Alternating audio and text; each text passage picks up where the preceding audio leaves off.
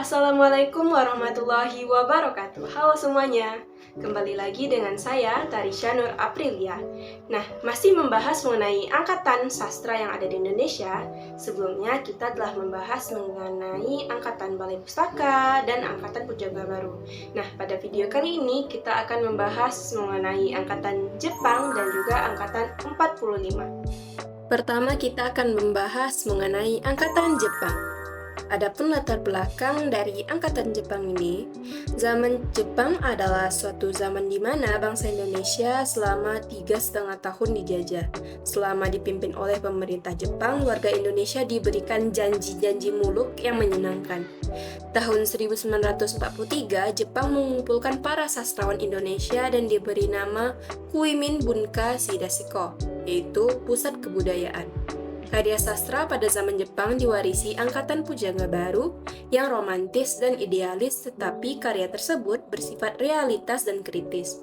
Perkembangan sastra pada zaman itu dapat disebut sastra peralihan dari alam romantis dan alam idealis menjadi alam realitas dan kritis. Pada masa penjajahan Jepang, banyak jumlah orang yang menulis sajak dan cerpen. Demikian juga dengan sandiwara. Sedangkan roman kurang ditulis, mungkin karena keadaan sosial dan keadaan perang menuntut supaya orang bekerja secara cepat dan singkat. Nah, karya sastra pada masa ini dapat dibedakan atas dua kelompok. Yang pertama, karya sastra dan pengarangnya yang resmi berada di bawah naungan Pusat Kebudayaan Jepang. Mereka menulis sesuai dengan batas-batas yang ditentukan oleh Pusat Kebudayaan Jepang. Dan kelompok kedua yaitu kelompok yang tidak mau berkompromi dengan Pusat Kebudayaan Jepang. Adapun sastrawan pada angkatan Jepang ini yaitu Rosihan Anwar, M.S. Asar, Maria Amin, Nur Jamsu, Amal Hamzah, Idrus, Usmar Ismail, dan lain sebagainya. Adapun ciri khas dari angkatan Jepang yang pertama, mencerminkan kekaguman, pujian, dan simpati terhadap kegagah beranian tentara Jepang melawan musuh, dan diharapkan semangat itu menjadi semangat bangsa Indonesia. Yang kedua, keraguan-raguan dan kebingungan menghadapi keadaan tak menentu karena kesewenangan Jepang. Yang ketiga, rasa benci, dendam, dan berontak terhadap keadaan yang mencekam oleh tindakan pendudukan Jepang. Selanjutnya, ada sikap tawakal kepada Tuhan karena terpaksa menahan penderitaan. Selanjutnya, ada sikap orang berkepala dua yang mengeruk keuntungan dan memanfaatkan situasi. Kemudian ada pujian terhadap pejuang muda Indonesia yang mulai bangkit. Kemudian sikap tegas pemuda Indonesia yang bersemangat berjuang untuk mendapatkan kemenangan. Rasa kebangsaan yang kuat dan bersama-sama berjuang. Lukisan sederhana dan mengenai yang mengungkapkan kehidupan masyarakat yang terpoles oleh pendudukan Jepang. Dan yang terakhir simbolik, yaitu lambang atau lukisan mengenai sikap, tingkah laku, atau kehidupan dengan menceritakan keadaan hewan atau tumbuhan.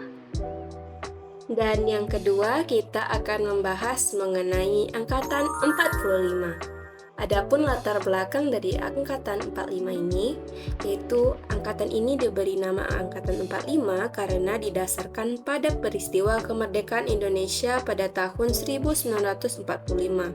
Nama angkatan 45 pertama kali dimunculkan oleh Rosihan Anwar pertama kali pada lembar kebudayaan Gelanggang. Era angkatan 45 bisa dikatakan sebagai era kemajuan sastra puisi karena banyak lahir para penyair yang memiliki karya luar biasa terkait puisi. Salah satu puisi angkatan 45 yang selalu menjadi bacaan wajib di setiap acara adalah puisi-puisi karya Chairil Anwar dan menjadi acuan bagi para penyair. Kemudian ciri khas dari angkatan 45 ini yang pertama, gaya atau aliran yang banyak dianut adalah aliran ekspresionalisme dan realisme. Selanjutnya, diksinya mengemukakan pengalaman batin yang mendalam dan mengungkapkan intensitas arti. Katanya adalah bahasa sehari-hari sesuai dengan realisme. Kemudian, gaya bahasa metafora dan metaforik banyak dipergunakan. Kata-kata, frasa, dan kalimat bermata ganda menyebabkan tafsiran ganda bagi pembaca. Kemudian gaya sajaknya prismatis. Hubungan baris dan kalimat-kalimatnya bersifat implisit. Selanjutnya, Gaya pernyataan pikiran berkembang, dan hal ini kelak berkembang menjadi sloganis.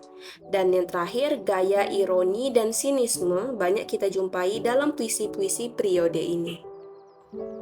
Nah, setelah teman-teman mengetahui mengenai latar belakang dan juga ciri khas dari angkatan Jepang dan juga angkatan 45, selanjutnya kita akan membahas mengenai salah satu karyanya.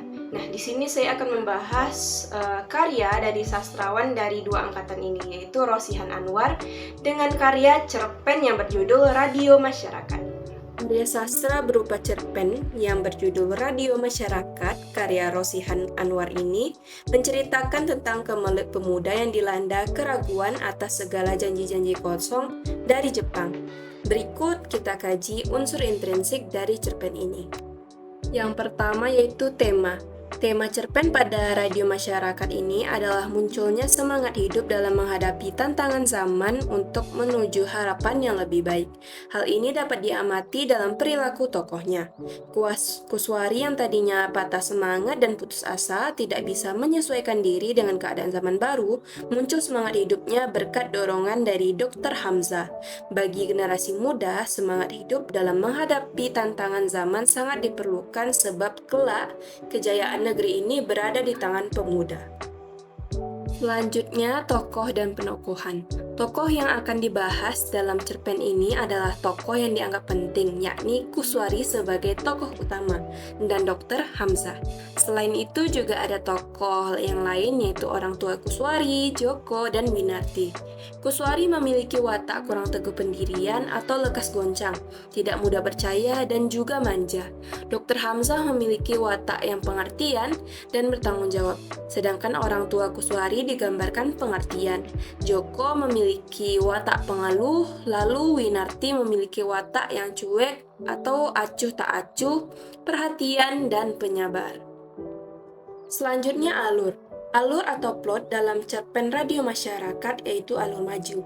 Peristiwa digambarkan pengarang dari awal hingga penyelesaian secara berurutan.